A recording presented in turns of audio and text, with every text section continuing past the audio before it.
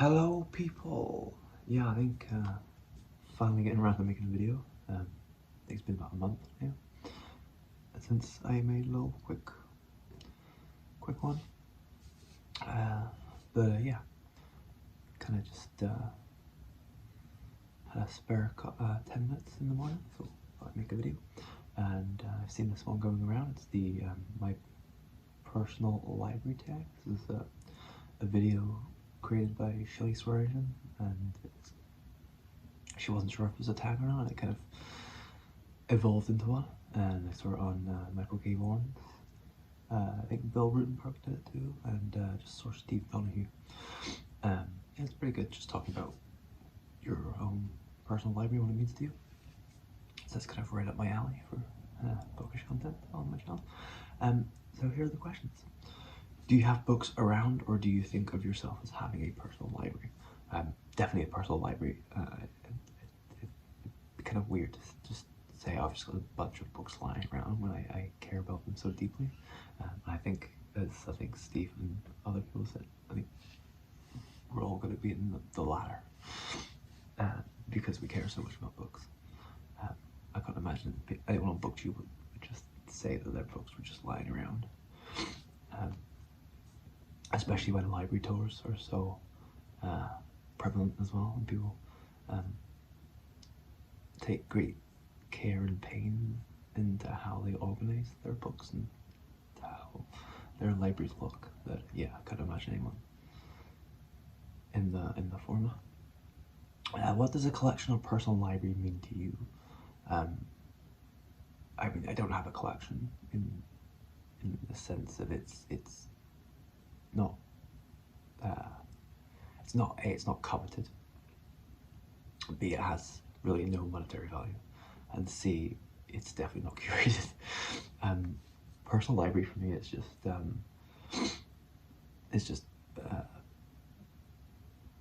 books that I have that I have read and loved and will want to reread, or books that I have yet to read and I want to have the opportunity to read them when time comes.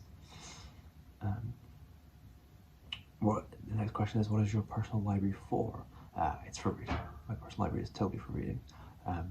Yes, it's nice to go I have it in the room. It's nice to go into the room and to be surrounded by books and deliver books, but it's there for reading. And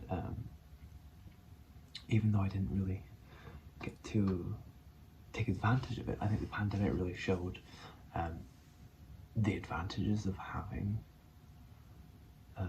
a ready-made library in your house,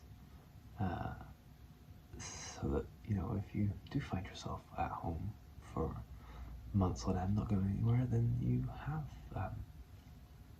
have plenty of reading material at your disposal. And I guess also having ebooks is very handy for that. Like, you can actually just acquire new books very easily without leaving, and not even having to wait on the mail system, or have to interact with someone at the door to retrieve a package, or worse still, have a note left and have to go to the post office or courier collection office. Where is your personal library? Contained to a single room or spread out all about the house? Well, it's supposed to be contained to a single room. I have a dedicated library, which is really nice. I've just reclaimed that space, which is lovely. I'm currently redecorating it. I'm currently redecorating it because the library is basically just acquired all the shelves that have no use anywhere else in the house. So it's just a whole mishmash of shelves that is not very functional. It's very inefficient, so I'm currently redecorating it to make better use of the space and actually have proper functional shelves. And so a lot of the books have sprawled out into the landing, and there's a few in the bedroom too. And then also we actually have a pretty decent cookbook collection in the kitchen, and that is always going to stay there. It doesn't make sense to have the cookbooks anywhere else but the kitchen, especially as we use them very often. So yeah, that's kind of how many books make up your personal library. I actually counted them recently for a tag that I never made, and I was kind of horrified because the number was way more than I thought it was. And I'm really only just counting my own personal books. My wife had quite a few comic book and kind of reference books and stuff, kind of art reference books, gardening books, things like that. And I don't count couples either. And it was just over 1,000 books, which is probably quite moderate for BookTube. But the kind of horrifying thing is, like, I've pretty much bought all of the books since 2016, which is, it's 6 years now, so it's not too bad. But when I moved in, I think I had about 100 books. And I moved in the late summer of 2019. So I think in 3 years I bought something like 900 books, and I've read very few of them. How do you organize your personal library? Currently, I don't. I think eventually I'll probably put all the crime books together, and might put books on probably my non-fiction together. I'll probably have a subsection for Canadian non-fiction, just because I have a few books on like Canadian history and stuff, and trying to slowly teach myself Canadian history to catch up, because obviously growing up in the UK I know very little, and at some point in my near future I will be I'll be applying for citizenship, so I don't need to take a test, which will probably test me a little bit on history. I'll have to actually look into what it is, but yeah, I kind of just want to read up on it, and it's also good. It's also kind of good to know a little bit about the country that you've moved to, and planning on living in for the rest of your life. Do you keep track of your personal library? If so, how? I don't really keep track of it in any kind of formal way. When I'm adding books to it, I see the books there and how disorganized they are. But it doesn't really bother me. I think Sean the Bookmate was also saying this, where it's like, if the books, doesn't matter that the books aren't in any order, if they're there, I'll know where they are, if that makes sense. I have a pretty good memory, so usually it's when I actually try to organize my shelves, that's when I can't find books as well. Whereas if I just leave them all scattered everywhere, I want a specific book, I'll probably be able to find it in like 2 seconds. Which is also very bizarre, because my whole working life has been about organization and efficiency. Like, I was a postal delivery worker for 10 years, and then pretty much every job I've had since has involved some sort of warehouse or stockroom, so and order picking. So yeah, it's a bit of an anomaly that my home life is so disorganized, but I have my own little method. How do you decide to add a book to your personal library? I seize it, I buy it. I go to a lot of charity shops, secondhand shops. You get books very cheap. If a book interests me in any sort of way, I will buy it. Usually, I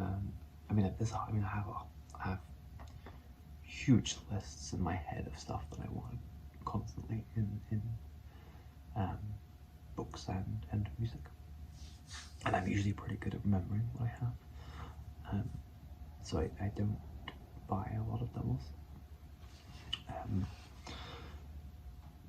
So yeah, I'm always, anything that's kind of looks interesting, or a book I know I want, or a book I've heard on BookTube, or just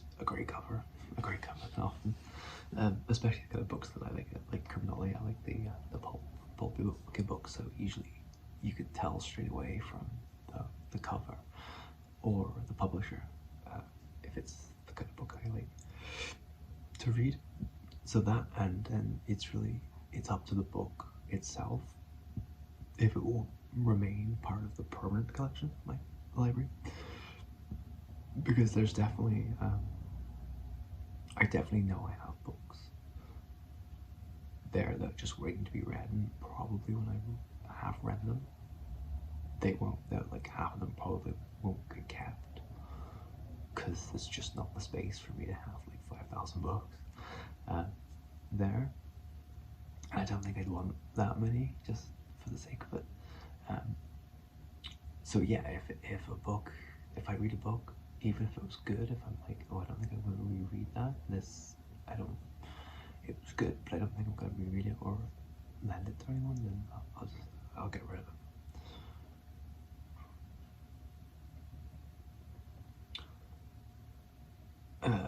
When it's time to cull your personal library, how do you decide what stays and what goes? Yeah, but just basically what I was saying. If I think I'm going to reread it at any point in the future, I will keep it. If I'm a little bit unsure, I will keep it. If I know for sure that I don't want to reread it again or lend it to anyone, I'll get rid of it. I mean, lending a book to someone often is a way of getting rid of it. Yeah, so yeah, basically, if I'm not gonna read it at all, then I'll get rid of it. That's basically. But I'm a little hesitant if I'm like unsure, because there's a bunch of books that I got rid of all my books before I moved to Canada, and there's a few that I would like to reread. I'm finding it very hard to find copies, so I'm a little hesitant at getting rid of books if I'm unsure. But if I'm sure I'm not going to reread them, then yeah, they're gone. And there's like a bunch of level 3 libraries, and it's very easy to get rid of books around here. Does your personal library have books you haven't read, may not read? So yeah, it has books I haven't read. The majority of my personal library is books that I have not read, but may not read. And no, I think I'm going to read them all, or I'm going to try to read them all. Other things might get in the way, but I intend to read all of them, and I should try to read more, because I'm buying more and more books every day. What do you think about the idea of a zero TBR? It's terrible. I can't think of. It's mind-boggling to think of someone who's a reader who like feels very strongly about reading, and I probably don't even feel that strongly compared to most people on BookTube. But I can't think of a worse thing than to not have a book to go to. You finish a book, you start a book, you finish a book, you start a book. There's always a book to be read. Like, when I die, it's just gonna be under a mountain of books. Essentially, there's so many books in the world, and there's so many books in the world I want to read, that my TBR is always going to be endlessly impossible to reach the end of. How do you feel towards your personal library? I love it. It's kind of one of the things I've always wanted, just a whole room dedicated to books. I mean, it's also a spare room. Like, it has a pull-out sofa bed. So it's also a spare room. So it's kind of functional both ways. But yeah, I've always just wanted a little room with books that I can just go to and just read to my heart's content. And then, yeah, I'm not going to tag anyone. It's been floating around. If you want to do it, do it. If you haven't already. And then, yeah, 15 minutes, that's a good time for a video. And I hope you're all doing well. And I hope I'll be making more videos soon. And hopefully I'll actually finish some books to talk to.